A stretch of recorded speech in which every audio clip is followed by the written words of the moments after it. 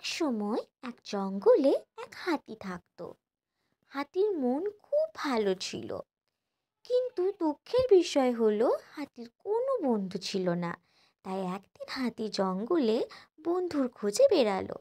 আর হঠাৎ করে তার সঙ্গে একটা বাঁদরের দেখা হলো, এবং সে বাঁদরকে বলল, প্রিয় বাঁদর, তুমি কি আমার বন্ধু হতে পারবে? এরপরে বাঁদর তাকে উত্তর দিল, আমি দুঃখিত, তুমি অনেক বড়, আমার মতো এক ডাল থেকে অন্য ডালে ঝুলতে পারবে না। এই শুনে হাতি অনেক দুঃখ পেল এবং সেখান থেকে চলে গেল।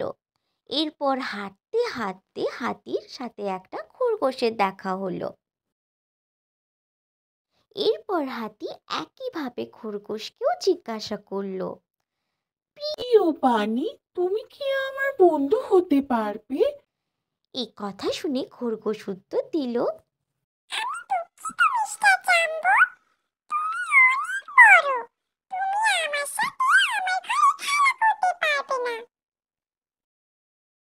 এই কথা শুনে হাতি আবারও অনেক দুঃখ পেল, কিন্তু হাতির মনোবল ভাঙল না। সে আবারও হাঁটতে শুরু করলো। এরপর হাতির একটা ব্যাঙের সাথে দেখা হলো, এবং সে একইভাবে আবারও ব্যাঙকে জিজ্ঞাসা করলো। প্রিয় ব্যাঙ, তুমি কি আমার বন্ধু হতে পারবে?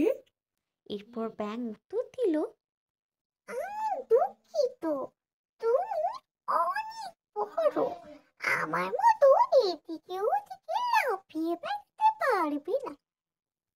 এই শুনে হাতি খুব হতাশ হয়ে পড়ল এবং সে বন্ধু খোঁজার আশা পুরোপুরি ছেড়েই দিল। কিন্তু সে এটা বুঝতে পারছিল না যে কেউ কেন তার বন্ধু হতে চাইছে না। কিছুদিন পর একদিন হাতি জঙ্গলে এদিকে ওদিকে ঘুরে বেড়াচ্ছিল। হঠাৎ করে সে লক্ষ্য করলো জঙ্গলের সমস্ত পশুরা এদিকে সেদিকে দৌড়ে বেড়াচ্ছে, এবং সে সেই সময়ে একটা শিয়ালকে দেখতে পেল এবং শিয়ালকে জিজ্ঞাসা করলো, প্রিয় শেয়াল, জঙ্গলের সমস্ত পশুরা কেন এইভাবে এদিকে ওদিকে দৌড়ে বেড়াচ্ছে? এরপর শিয়াল উত্তর দিল, একটা একটা বাঘ যে সমস্ত পশুদের মেরে ফেলছে, এবং তারই ভয়ে সব পশুরা এদিকে ওদিকে দৌড়ে বেড়াচ্ছে। এরপর হাতি বাঘের কাছে গেল এবং বলল, প্রিয় বাঘ মহাশয়, তুমি কেন এভাবে নিষ্পাপ পশুদের হত্যা করে চলেছ? এরপর বাঘ বলল, হালুম, তুমি তোমার নিজের কাজের দিকে ধ্যান দাও, আমার রাস্তায় একদম এসো না। হাতি বাঘের সমস্ত কথা শুনল, কিন্তু হাতির কোনো কিছু করার ছিল না।